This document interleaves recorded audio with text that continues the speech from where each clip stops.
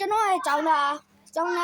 လာတော့မှာနော်လာမှာလာမှာပြောရဆိုရင်လာမှာကျွန်တော်ကျောင်းသား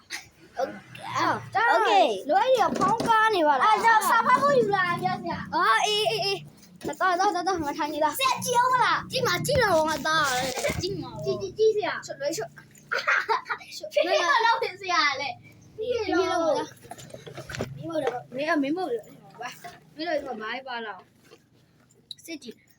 ဘာမပေါ့ဆရာစောင်းတယ်ပဲဆရာဟာအဲ့ဒီမုတ်တွေကဘာဖြစ်လို့ယူလာတာအိုးဒါကြောင့်ဖောင်းကားနေမကြည့်အောင်မုတ်တွေကောင်းယူလာပြောပါတန်ကျောင်းသားတွေသားတကယ်ချင်းလေဆရာတို့ကျွေးဖို့ယူလာတာလေပြအေးကျွေးပြရရင်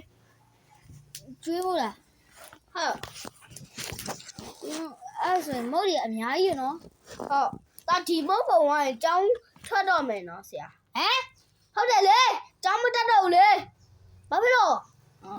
မလေးက